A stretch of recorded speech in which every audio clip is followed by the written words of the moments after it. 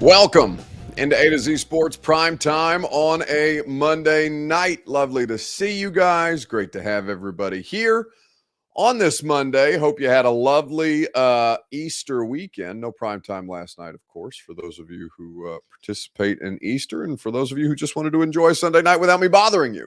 Lovely to have you guys back, though, for another week on the primetime show. So we had big news on Friday afternoon, big Jeff news, as a matter of fact, that certainly I haven't had the opportunity to talk about yet. I know Austin and Zach, or whomever was with Austin this morning on the A to Z Sports Morning Show, probably got into it, but there's a different angle that I would like to discuss the big Jeff contract. We will also get into the OBJ deal in Baltimore, which is kind of crazy to think about, not just because of the player, but because of the franchise that he went to. And we'll do this as a free site because I didn't get to do it on Sunday, but there's some good stuff from the weekend that I think makes for great content, and we will get to that later on in the show. Before we get rolling, need you guys to share this broadcast around on Facebook, YouTube, Twitter, Twitch, wherever you are spending your time with us. We would love for you to invite your friends to join the fun. If you're on Twitter, please retweet the show in the bottom right-hand corner of your screen. I will do it myself. You guys can do it as well, and your Twitter folks can come hang with us. If you're on Facebook Live, you can share now to public. That's in the bottom left-hand corner of your screen. You can do that. I'll do that as well. As a matter of fact, while I'm thinking about it, we'll do a little inception sharing. And if you're on YouTube or Twitch like CDub456 or Brock Kraft, you can like the video. You can subscribe to the channel. If you've done both of those things, tell a friend to do the exact same, and we can continue to grow the discussion and the community around here on the A to Z Sports Primetime Show. That being said, let's go ahead and get started. I feel like I haven't talked to you guys in a while, and I'm excited to get into what we have to discuss this evening. Welcome into A to Z Sports Primetime from the Superbook Sports Studios. I'm your host, Buck Rising, and I'm proud, as always, to be presented to you by our wonderful friends at Superbook Sports. Baseball season is upon us. Get in on all the action with the MLB and the postseasons in the NBA and the NHL right around the corner with the best odds boosts and promo bets out there. Superbook.com is where you go. The Ashton Real Estate Group of RE/MAX Advantage, the intel edge you need to succeed, can be found at GaryAshton.com. Well, they will make sure you have the best real estate investments. Sell your home for more with Gary Ashton and his team. And TrueMath Fitness, boating season, beach season right around the corner. TrueMath Fitness wants the best version of you ahead of this summer with a new way to work out. Try their great classes for the first time free. As a Middle Tennessee resident, go sign up for those free classes and check out their membership options at TrueMathFitness.com. So, Jeff Simmons signed a 4-year extension worth $94 million, an average annual value of 23.5 on Friday afternoon, probably about 2 o'clock, end of maybe like 1:50, I think, is when he got on Twitter, kind of teasing you guys a little bit, right? He comes out there and says, Titans fans or Titans Nation. I could probably read directly from the tweet if I wanted to be super specific. Titans Nation, he said, thank you for the last 4 years. I'm so grateful for you guys. And that's one tweet. So grateful for you guys, ... And then all of a sudden, oh my God, I can't count how many of you guys sent me that tweet and said, what does this mean? Did they not do it? Oh my God, the Titans went cheap again. The Titans blew it. The Titans, A.J. Brown, another superstar. How could they possibly do this? And Jeff let that sit out there for about 5 minutes before he tweeted a follow-up. And remember that Jeff has not been on Twitter or Instagram, I think any social media, since the contract negotiations began in earnest. And he says, but we're not done yet, damn it. LFG, we have so much work to do. So the terms of the deal were reported by my colleague, Teron Davenport, over at ESPN. 4 years, 94, 66 guaranteed for the big fella. And it keeps Jeff Simmons under contract in the prime of his career, right? He doesn't reach top of market because Aaron Donald is sitting there at 30 mil average annual value. And Jeff is not Aaron Donald, right? He doesn't have the resume. He's not the player that Aaron Donald is. Aaron Donald is at a different stage of his career, but Jeff at this point is a very, very high level player. He is just as good as Chris Jones. I think he's just as good as Deron Payne. think Quinnen Williams probably a little better than Jeff, but they're probably 1A and 1B, however you want to stack them. Jeff Simmons is a very, very high level talent. And in this new kind of version of what the Titans are going to look like, Jeff is still that grounding foundational piece, that core piece that you know you're going to be able to build talent around.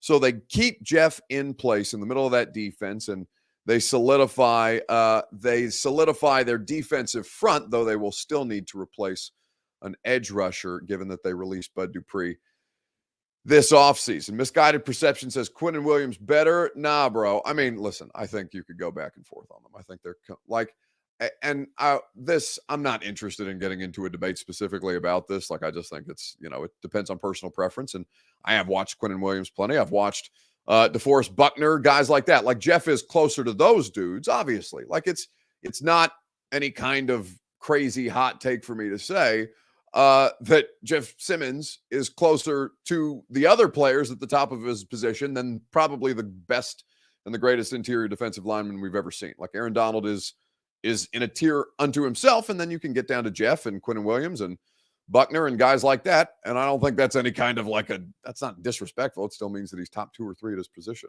But if you guys want to be dramatic, you can be dramatic about it.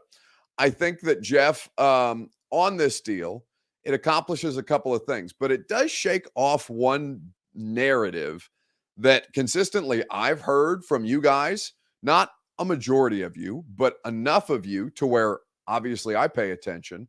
And this is something that I think has been a discussion point around this franchise for many, many years. The idea that the Titans are a cheap franchise. So I want to kind of work through Jeff's contract from that prism about the organization. Well, we're going to talk about OBJ. We're going to save the Levis stuff for tomorrow. For those of you who saw the reporting around Will Levis, he's going to be in Nashville tomorrow for a top 30 visit. We'll talk quarterbacks tomorrow then, because I do think that's honestly the bigger story than even Jeff getting this extension. But it's a huge deal, and it accomplishes a couple of different things. Sam Cardenas says they are, no doubt. I assume he's saying they are, even though he abbreviated they are. There, no doubt. But I assume Sam, you're saying they are, no doubt, a cheap organization. So let's talk it, because GK right away, paying him does not mean that they are not cheap. Jesus, come on, Buck. Okay, let's talk about this.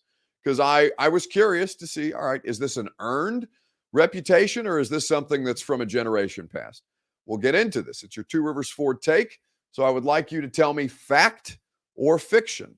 The Titans are a quote unquote cheap organization. We'll discuss at length together through the context of Jeff, right after I remind you that the Two Rivers Ford take is presented by the beautiful people at Two Rivers Ford. Beautiful, custom-made, American-made Ford vehicles. Whether you want to custom order your own the way that I did, or get any of their fantastic inventory in stock. So many different vehicles available for you to test drive, to take home, to love at Two Rivers Ford. Their quality of customer service is unmatched. It's literally award-winning in business for 40 years, since 1983, and they can't wait for the next 40 years to come. Two Rivers Ford in Mount Juliet, or online at tworiversford.com. So, fact or fiction, the Titans are a cheap organization. So Brock Kraft said, sadly, it's closer to a fact than it is to being fiction. Tony Coffey says it's fiction at this point. Ricky W. says, how can you be a cheap organization when you spend to the cap every year? Titans are not cheap. It's poor offensive coaching. So I think Ricky hits it closer than a lot of people maybe even realize. Because the A.J. Brown debacle, they botched it, right? They blew it. They didn't think A.J. Brown was worth $25 million because they don't throw the ball like that in Tennessee. They thought that A.J., even as a top 5, I mean, you can make the argument for A.J. as a top. I mean, I would probably make the argument for A.J. Brown as a top 3 wide receiver. And I would, 4. I'll put Tyreek Hill in. I'll put Justin Jefferson. I think Stephon Diggs, and then A.J. Brown. I think those are probably the 4 wide receivers that I would put at the top of the heap based on last year's season, right? And I think that's a really, really strong group. Now you can put in Jamar Chase, you can swap out guys, however, whatever your personal preference is. But those are the dudes that come to mind. Jamar Chase interchangeable with one of them. I wouldn't be mad about you bumping anybody for Jamar Chase in that spot.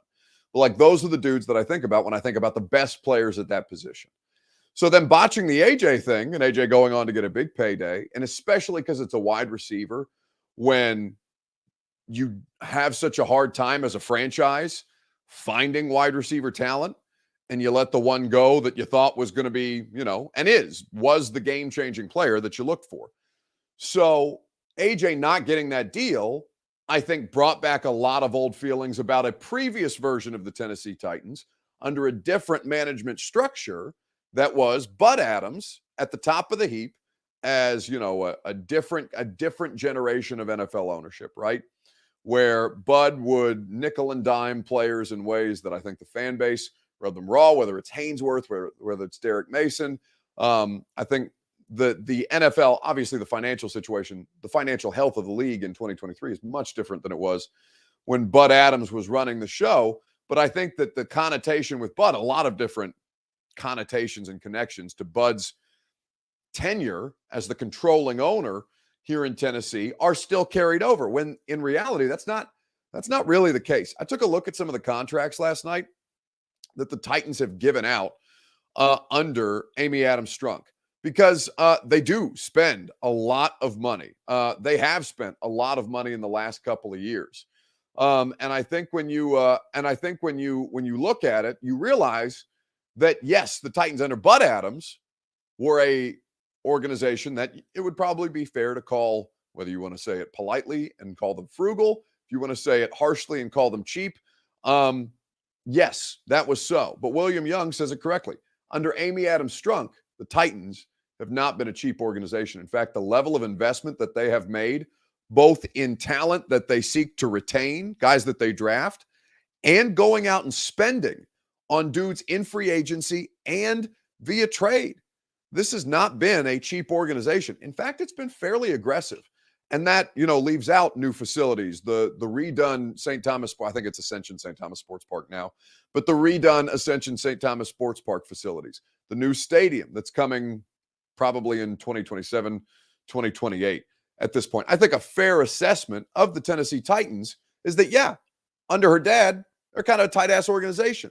Since then, you've seen a legitimate push to invest and make this thing a competitive organization in ways that have paid dividends in the last couple of years. Last year fell off. We all know this. But I want to kind of take a look at some of the deals that they've handed out, including Jeffrey Simmons, who's not the top of the market, but he's the second highest paid defensive lineman in football, interior defensive lineman. So like Myles Garrett makes more at $25 million a year, but Myles Garrett's not a tackle. So he's right under Aaron Donald, but he's still a top 5 defensive player in the league, which is a huge deal. So let's take a look at some of these contracts right after I remind you that the Primetime Show is made possible by the Ashton Real Estate Group of RE/MAX Advantage. Go to GaryAshton.com for your dream address without the stress. They will give you the intel edge you need to succeed with the Ashton team. They are the best in the business. Nobody does it better. Nobody has more information, more intel on better properties than the Gary Ashton Group. You go and you get the intel edge. It helps you sell your home without any showings or staging. Helps you find your next home while you sell your current one in this red-hot Nashville real estate market. Helps you win the buyer battle and cash in on your home equity now. Go to GaryAshton.com for more information for the official real estate agent of the Nashville Predators and this streaming show, GaryAshton.com. So, fact or fiction? The Titans are a cheap organization. I would say fact for the vast majority of their existence in the last, let's call it, when did Amy took over as controlling owner. My first year in Nashville was 2015. So 2015, Amy Adams Strunk, she's coming up on 8 years as a controlling owner, or will enter her 8th year as a controlling owner of this organization after it was super fractured and they couldn't figure things out, right? I think, was it Tommy Smith who preceded Amy Adams Strunk? And obviously, I think it was Tommy Tommy was a bit of a disaster as the controlling face of ownership, filling in for his dad. Now, the AJ situation, it sounds like Amy Adams Strunk approved more money than John Robinson ultimately offered AJ Brown. That's been the company line from the Titans. Now, you can believe that if you want to. You can be skeptical of that if you want to. I think it's easy to come back after the fact if you're, the organization, be like, well, we told John he could go up to 22 million, and ultimately AJ got 25. So I don't think it necessarily matters, but the company line was basically, they were comfortable going up to 22, and probably they could have gone up to 25. But I think it's pretty easy for them to come back around after John's been fired and say, yeah, we told him we'd be down to spend, and he kind of did this thing. He kind of did this deal, but John did screw up the AJ Brown negotiations royally. MB says, define cheap, Buck, not paying guys what they are truly worth. No, an organization consistently, and that's a good point, MB. Thank you for asking. The accusation that a lot of you guys lob at the Titans is that they do not pay up for top talent, right? Is that they are a cheap organization, that they neither pay to retain their top talent, because they have had some pretty egregious situations in the past, AJ included, that they do not pay their own talent, and that they do not spend to go acquire other teams' top talent in free agency. Both of those things, I think, have been disproven. When you look at the deals that the Titans have done, and this is just to keep guys in-house, Jurrell Casey, that was the first year, that was the first season. 2016 was the first season that Amy was the controlling owner. So Jurrell Casey has his second consecutive Pro Bowl season in 2016. Amy Adams Strunk deals out a 4-year, $60.4 million deal for Jurrell. Jurrell made $63.53 million in 9 seasons with the Titans. Not a cheap contract. It was top of market at the time, or near the top of the market at the time. Lawan got the richest contract in league history for an offensive lineman. At the time, it was $80 million over 5 years with $50 million in guaranteed. That was the summer of 2018, before Mike Vrabel's first year. Again, richest contract in NFL history to keep Taylor Lewan in-house. And of course, he ultimately ended up getting cut in the final year of that contract. Byard is on, and it's been restructured a couple of times. But Byard got $70.5 million from this team. He signed an extension back in 2019. They did ask him to take a pay cut. He's made just under $48 million in total cash in 7 seasons here. But again, they gave a top of market or near top of market contract out to KB. And then even last offseason, the Harold Landry deal was huge. 5 years, $87.5 million. Excuse me, $52.5 million guaranteed. Harold was going to make $20.5 in the first year of that contract with the way that it was structured. And unfortunately, he tore his ACL. And we haven't even talked about guys like Tannehill, Henry. Bud Dupree's contract was huge. They paid so much money for Bud. Like, that's the thing. And it's an interesting dynamic. Jeff helps them win football games. It's a good business deal to get Jeff done for a variety of different reasons. But in doing the Jeff contract, I think it's just the latest in example, because that was, I think, the biggest criticism that I heard from you guys about the Titans. They don't pay up for the top talent. They're not going to pay up for Jeff Simmons. They're going to do the AJ thing again. Cheap. And I'm sure a lot of people have changed their tune. And again, I think the AJ Brown issue compounds a lot of those old feelings from previous deals gone bad, or players that you let walk that went on to have successful careers elsewhere. It kind of brings back a lot of those old feelings. But I think at this point, you look around and you say, Amy Adams Strunk has shown, particularly in the roster, a willingness to invest. They expanded the coaching staff this year, right? Those are salaries. Those are salaries that Amy Adams Strunk has to pay. Passing game analyst, run game analyst, positions that were created this year that are whole new salaries for a staff member for Mike Vrabel to add. That's money out of Amy Adams Strunk pocket. So it's an investment in the coaching staff. You've seen an investment in the roster, both in-house and going to acquire top talent. And then you've seen the off-the-field investments, which I guess are technically on the field because they're the stadium, they're the facilities, they're the the new weight room, the new they've got a bunch of new stuff at St. Thomas Sports Park that she has been pouring a lot of their money in, and they've had a lot of success, which allows her to spend more money. But you have to spend to get the dividends that you seek in this league, especially when so many other NFL top ownership groups with Walmart money or Jerry Jones or the very, very top of the billionaire class, right? The richest of the rich people, how much more they're already investing and able to invest into their team. So I was glad to see they got the Jeff deal done. I honestly think that it buys them a lot of grace, right? It could have gone both ways. If they'd have botched the Jeff deal, then I think the tide would have turned quicker on Rand Carthon than any other general manager in this franchise's history, right? Think about how pissed you guys would have been if they botched the Jeff deal under a new GM. I think getting Jeff done, making all the obvious moves that they've made, as long as they look competitive this year, I think that's going to buy him a lot of grace that botching that deal, had that happened, would have completely removed. I mean, I think he would have been under fire immediately before his first season as general manager even begun. And rightfully so, because they need to keep more talented players, and Jeff is probably the most talented player on the roster right now. Okay, let's move on because wide receivers are still a need. We talked about AJ earlier. AJ, they haven't replaced him effectively. Not knowing what's going to happen with Treylon Burks in year 2, the Ravens yesterday reset on a one-year deal, reset the wide receiver market or in this cycle. We're going to talk about this together, and the question that I would like to ask you on Facebook, YouTube, Twitter, and Twitch, if you would be so kind as to weigh in on this Monday evening. When you look at the Odell Beckham Jr. deal, what's the biggest ripple effect of it? That he signed with Baltimore. It's a one-year deal. It's $15 million guaranteed. It's worth up to $18 million. I'm going to give you some insane facts about Odell Beckham Jr.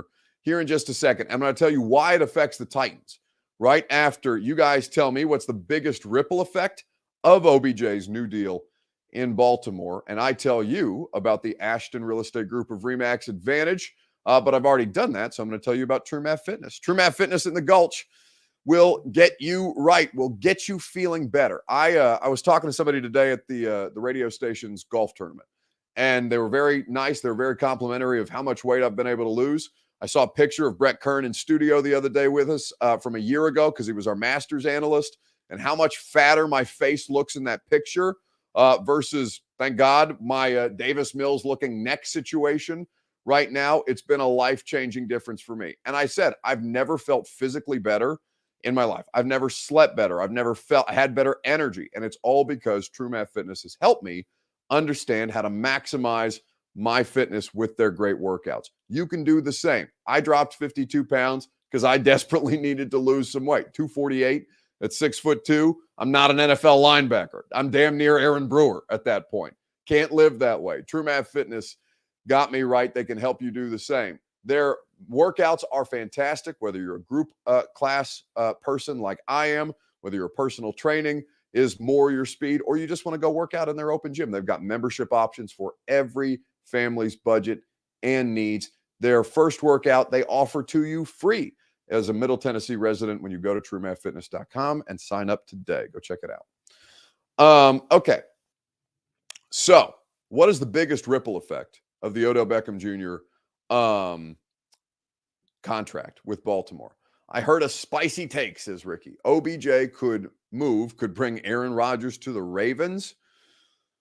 Oh, if they're not willing to pay Lamar, I don't think they're going to sign up for Aaron Rodgers at $60 million a year right now. I think that would be a brutal situation. Jacob Westerman says, making me feel lazy, Buck, sitting here with a huge plate of Mexican steak and rice and an Oreo McFlurry. Oh my God, that sounds great. You know what, Jacob? You can eat those. You just, you go work out. You feel better about it. Balance, baby. It's all about balance. I think that the ripple effect in a couple of different ways matters. because no wide receiver had gotten more than $15 million. Not Juju, not Jacoby Myers. And again, it's a bad wide receiver free agent class, but like OBJ just got $3 million more than the next closest player, which was Alan Lazard at the top of the market. So Baltimore, which is crazy, paying that kind of money, especially for OBJ, given that Baltimore has paid skill position players before, but they don't do it very often. Mark Andrews got a ton of money. That's because of how much they use Mark Andrews. Mark Andrews basically got their top wide receiver contract, right? It's kind of like Derrick Henry getting a normal team's tight end salary when they let Jonnu walk and kept Derrick, and that ultimately ended up being a good deal for the Titans. But the allocation, the asset allocation in the NFL, the Ravens essentially gave their top wide receiver contract to a tight end because they use him like a wide receiver, right? He does a lot more than the typical tight end, not named Kelsey or, I don't know, Kittle does. And even Kittle has been less durable over the course of the last couple of seasons. So now Baltimore, who doesn't pay wide receivers like that hardly ever. I think Anquan Boldin is like the last meaningful wide receiver deal that they signed, and that was 13 years ago. I think we looked up the contract today. It was like a 3-year, $30 million deal. So they bring in OBJ for $15 million guaranteed off 2 ACL tears. He's going into year 10 in the league. OBJ's been around a while. It's been a long time since viral moment against the Cowboys, one hand outstretched, falling backwards into the end zone touchdown reception from Eli Manning. Life is different now. And so for the Ravens to do this, I think makes life harder on a team like the Titans. Because now, looking at the floor being raised, the ceiling being raised for this cycle of wide receiver contracts, I think it's fair to expect that the floor on a lot of these DeMarcus Robinsons, Marcus Johnson, who has played for this team, didn't play for this team, but has been on this team in years past, Marcus Johnsons of the world. Like, you're going to see these bargain basement wide receivers who are left out here. You're going to see their floor rise because the ceiling's just been raised with Odell Beckham Jr., 15 mil dropped into the middle of the market like this. So even if you're averaging out the top deals, which aren't by comparison to last year where Tyreek and AJ and Devontae Adams are getting paid $25, $30 million a year, right? This is not last year's group. But I do think it brings up the floor for the whole cycle, which is tough. Which is honestly tough if you're a team bargain hunting like the Titans, and your bargain may end up being NWI on a 1-year, I think it's $1.25 million deal that they gave NWI to come back. But I think in a perfect world, you would find a better option than NWI and not guarantee necessarily that NWI makes this roster in 2023. It's a good option. It's a good fail-safe, but they need to improve. And NWI should be the floor. He shouldn't be your second starting wide receiver at this stage. We already got all the bargain basement wide receivers, Buck, says Percy Sledge. Yeah, I know, bud. That's been your entire existence. I think that's why the AJ thing still hurts the way that it does.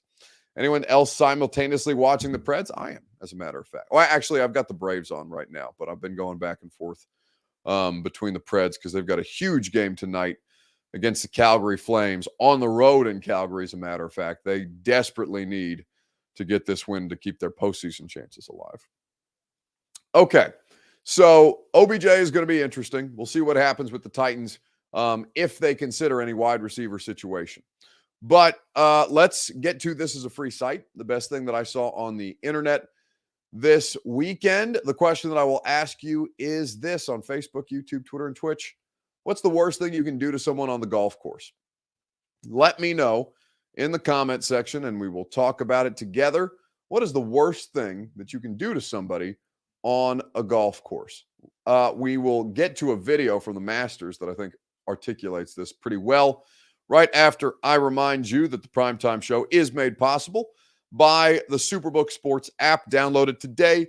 Get the best odds boosts and promo bets, whether it's the Preds tonight or you were betting the Braves against the Cincinnati Reds, whether you were looking at some of the whether you were looking at some of the NBA games as we get closer and closer to the postseason in professional basketball. Superbook Sports always offers you the best odds boost and promo bets around. The app is efficient. It's easy to use. They'll even match your first bet up to $1,000, win or lose. So download the Superbook Sports app today. Go to superbook.com for terms and conditions. Gambling problem, call the Tennessee Red Line, 1-800-889-9789. So, looking at the situation for the Masters this weekend, Jon Rahm wins, Brooks Koepka kind of chokes, and Phil Mickelson makes it as compelling television as I've seen in a while as a 52-year-old, Saudi money soaked Live Tour golfer in all his Live Tour team gear, pulling in and trying to push Brooks for a share of second place, a share of runner-up in the Masters. But Jon Rahm, the Spaniard, ultimately wins it, and he gets up at the podium once he's got his green jacket on, and he shares a story about a friend of his who texted him before his final round. For those people who believe in jinxing other players, people, and whatever it may be, Thursday morning when I was getting on the golf cart to get to this putting green 10 minutes before my tee time, I saw a text from a good friend of mine, and I'm going to name him because he is a Super Bowl winning champion, Zach Ertz. He said the text, I'm gonna paraphrase here, but he said, that first green looking like a walk in the park or something like that right now. 10 minutes before I four-putted to start the tournament. So, thank you, Zach. Don't ever do that again, please. So that's Jon Rahm. Apparently, it was a group text with Zach Ertz and J.J. Watt, including Jon Rahm.